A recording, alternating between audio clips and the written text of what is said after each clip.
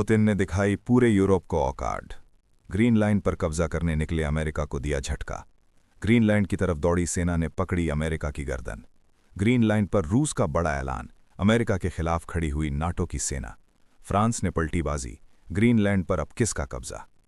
इधर नाटो की 31 देश अमेरिका के सामने दीवार बनकर खड़े हुए और रूस के राष्ट्रपति पुतिन ग्रीनलैंड की कीमत लगाकर अमेरिका की गर्दन पकड़ ली है। ग्रीनलैंड की तरफ सेना दौड़ पड़ी है, लेकिन नाटो देश अमेरिका के खिलाफ क्यों खड़े हो गए? फ्रांस ने सबको चौंका दिया है। करीब 50 साल पहले अमेरिका ने अपने शहर अलास्का को रूस से खरीदा था। अमेरिका के लुसियाना इलाका कभी फ्रांस का हुआ करता था और इसे भी अमेरिका ने फ्रांस से खरीदा और अब ग्रीनलैंड की बारी है। लेकिन सही वक्त पर पुतिन ने ग्रीनलैंड की कीमत बताकर पूरे यूरोप में खलबली मचा दी है। यूरोप के 32 देशों से मिलकर नाटो सेंटर बनाया, जिसका मकसद है कि संघ में शामिल 32 देशों में से किसी पर हमला सभी देशों पर हमला माना जाएगा और उसके बाद सभी मिलकर हमला करेंगी। इस संघ में ग्रीनलैंड और अमेरिका भी शामिल हैं। ग्रीनलैंड को बचाने के लिए अब नाटो देश अमेरिका की तरफ अपनी मिसाइलें लेकर खड़े हो गए हैं। अमेरिका अगर ग्रीनलैंड पर कब्जा करता है तो क्या नाटो देश मिलकर अमेरिका से युद्ध लड़ेंगे?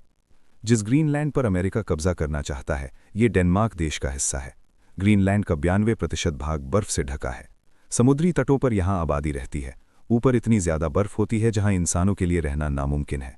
पूरे ग्रीनलैंड की आबादी 60,000 से भी कम है, लेकिन यहाँ पर लोहा, जस्ता, तांबा जैसे ही रेयर अर्थ मिनरल्स पाया जाता है, इसलिए पूरी दुनिया की नज़र यहाँ पर रहती है। रूस के राष्ट्रपति व्लादिमीर पुतिन ने कहा है कि डेनमार्क ने हमेशा से ही ग्रीनलैंड के साथ भेदभाव किया है और अमेरिका बाद से भरे को खरीदने में माहिर है और उसका इतिहास भी ऐसा ही है। पुतिन ने कहा कि अलास्का को 1859 में अमेरिका ने रूस से ही खरीदा था। इसी तरह से लुसियाना को भी खरीदा गया। इस हिसाब से डल ग्रीनलैंड पर अमेरिका कब्जा करना चाहता है तो ग्रीनलैंड को खरीदने के लिए 30 अरब रुपये तो दे ही सकता है। पुतिन का ये प्रस्ताव नहीं है, बल्कि यूरोप के सभी देशों को आगाह करना है कि जो हाल ग्रीनलैंड का होने वाला है, आने वाले वक्त में यूरोप के बाकी देशों का भी ऐसा ही हाल अमेरिका कर सकता है और यूरोप का कोई भी देश सुरक्षित नहीं है। और उसका सबूत है ट्रंप का ये प्लान। अमेरिका के राष्ट्रपति ट्रंप ने अपने सोशल मीडिया अकाउंट में अमेरिका का नया नक्शा जारी किया है, जिसमें वेनेजुएला देश और कनाडा को भी अमेरिका का हिस्सा दिखाया गया है। आने वाले वक्त में क्यूबा और आसपास के छोटे देश भी अमेरिका के खतरे में हैं। ये बात यूरोपीय देश अब समझ चुके हैं। यही वजह है कि अब इटली, फ्रांस, ब्रिटेन जैसे देश भी अमेरिका के खिलाफ खड़े हो गए हैं।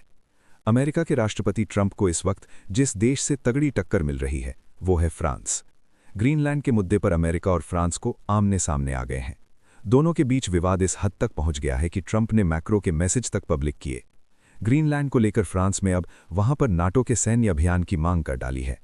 इमैनुअल मैक्रो ने कहा कि नाटो अब ग्रीनलैंड में युद्ध अभ्यास करेगा और फ्रांस ने अपनी सेना को भेजने के ऐलान किया है। फ्रांस के साथ नॉर्वे, स्वीडन, जर्मनी, नीदरलैंड और कनाडा जैसे देश शामिल हैं। मतलब अब नाटो देशों की मिसाइलें अमेरिका की तरफ मुड़ गई हैं और अगर ये युद्ध हुआ तो पूरे यूरोप को बर्बाद कर सकता है। यूरोपीय देशों में युद्ध जैसे हालातों के बीच भारत का सबसे बड़ा फायदा इससे होने जा रहा है, क्योंकि यूरोपीय देश अमेरिका के साथ व्यापार कम करके भारत के साथ नज़दीकी बढ़ा रहे हैं। अगर ग्रीनलैंड को लेकर अमेरिका लंबे समय तक उलझा रहा तो भारत के लिए ये बहुत बड़ा मौका होगा और भारत और यूरोपीय देशों के बीच व्यापार और ज़्यादा मजबूत होगी। पुतिन भी शायद यही चाहते हैं। यही वजह कि ग्रीनलैंड की कीमत लगाकर अमेरिका को चुनौती दी है। यूक्रेन को रूस से युद्ध लड़ने में नाटो देश इसी मदद कर रहे हैं। अगर नाटो देश ही आपस में युद्ध में उतर जाए तो अगले दिन ही रूस यूक्रेन में कब्जा कर लेगा। पश्चिमी देश हमेशा एकजुट होकर पूरी दुनिया की बर्बादी का तमाशा देखते थे, लेकिन अब ये आपस में भिड़ रहे हैं और दुनिया इनका तमाशा देख रही है। ऐसे हालात में भारत को क्या करना चाहिए? अपनी राय कमेंट बॉक्स में लिखकर आप जरूर दें।